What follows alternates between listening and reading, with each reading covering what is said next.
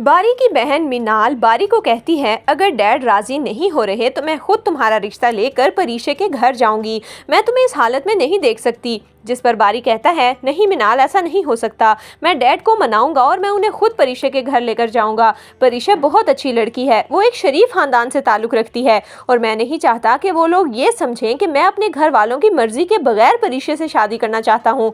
जिस पर मिनाल कहती है, बारी, डैड कभी भी राजी नहीं होंगे। मैंने उन्हें हर तरह से मना कर देख लिया है। शयान साहब पीछे खड़े ये सारी बातें सुन रहे थे। तभी शयान साहब के दिमाग में ये बात आती है कि अगर उन्होंने बारी और परीशे की शादी से इनकार कर दिया तो कहीं उनका बेटा बागी ना हो जाए। एक बार परीशे इस घर में आ जाए तो वो परीशे को तलाक दिलवा कर इस घर से बाहर निकलवा देंगे। यूं बारी उनसे राजी रहेगा। जबकि दूसरी तरफ बारी जब परीशे को उसकी दादी की हालत के बारे में बताता है तो परीशे घर आकर बहुत ज्यादा परेशान होती है और वो अपने कमरे में छुपकर बहुत रोती है। वो अपनी दादी को खोना नहीं चाहती। जब से परीशे पैदा हुई है तब से ही उसने अपने बाप की जगह अपनी दादी को पाया है और अब उसकी दादी की तबीयत इतनी खराब है कि वो अपनी दादी को बचाने के लिए कुछ भी नहीं कर पा रही। इतने में परीशे की माँ वहाँ पर आती है और कहती है, बेटा क्या हुआ, तुम इतना परेशान क्यों हो? जिस पर परीशे कहती है, अम्मी, दादी की तबीयत ठीक नहीं है। मुझे आज बारी सर ने बताया है कि दादी का हार्ट 80% तक काम करना छोड़ चुका है। हमें दादी के कुछ मजीद टेस्ट करवाने होंगे। ये सुनकर जुबैदा की आंखों में भी आंसू आ जाते हैं। उसके पैरों के नीचे से तो जमीन ही निकल जाती है। वो रोते हुए परीशे को सहारा देती है और कहती है, परीशे तुम फिक्र ना करो, अम्मा बिल्कुल ठीक हो जाएंगी। हम उन्हें कल ही हॉस्पिटल लेकर जाएंगे, लेकिन तुम्हारे अब्बा को भी इस बात का पता होना चाहिए। तुम अभी उन्हें कॉल करो और बताओ। जिस पर परीशे कहती है, अम्मी, अबू कॉल नहीं उठाएंगे और पहले भी उन्होंने कौन सा हमारी मदद की है जो अब वो करेंगे। लेकिन जुबैदा फिर भी आलिम साहब को कॉल मिलाती है, लेकिन आलिम साहब तो सो चुके थे।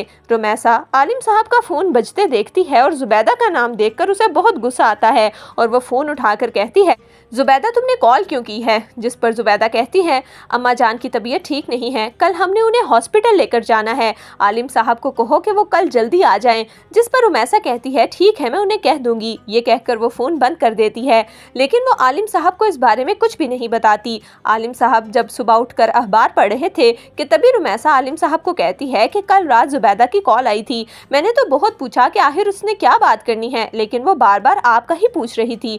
आप सोए हुए थे तो मैं आपको कैसे जगा सकती थी? आप उसे कॉल कर लीजिए, ये ना हो कि बाद में सारा मुद्दा मुझ पर पड़ जाए। आलिम साहब जब अपनी माँ से मिलने घर आते हैं तो उन्हें पता चलता है कि उनकी अम्मी हॉस्पिटल से वापस आ चुकी हैं। आलिम साहब गुस्से से जुबैदा को कहते हैं कि तुमने अगर अम्मा को हॉस्पिटल लेकर जाना था तो कम से कम मुझे तो बता देती। जिस पर जुबैदा कहती है कि मैंने आपको कॉल की थी, अम्मा की तबीयत ठीक नहीं है, आप हॉस्पिटल आ जाइएगा, लेकिन शायद रुमैसा ने आपको बात नहीं बताई। जिस पर आलिम साहब गुस्से से कहते हैं कि रुमैसा ने मुझे सारी बात बताई है, लेकिन तुमसे मुझे दोबारा कॉल नहीं की गई। जुबैदा तुम शुरू से ही बहुत लापरवाह हो। तुम्हें सिर्फ मैंने अम्मा की वजह से बर्दाश्त किया है, वरना मैं कब का तुम्हें तलाक देकर फारिग कर चुका होता। जैसे ही आलिम साहब ये बोलते हैं तो जुबैदा के पैरों के नीचे से तो ज़मीन ही निकल जाती है। परीशे भी कमरे से गुस्से से बाहर आती है और अपने बाप को कहती है, अब्बा, आपने अम्मा को आज तो ये बात कह दी, लेकिन आज के बाद अगर आपने ये बात कही तो मुझसे बुरा कोई नहीं होगा। आपने अपनी कौन सी जिम्मेदारी निभाई है जो आज आकर आप मेरी माँ को बातें सुना रहे हैं?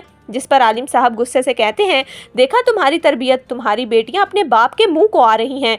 तो दोस्तों, आपके ख्याल में क्या शयान साहब अपने बेटे बारी की खातिर परीशे का रिश्ता लेने उसके घर जाएंगे? आपकी इस बारे में क्या राय है? हमें कमेंट्स में ज़रूर दीजिएगा।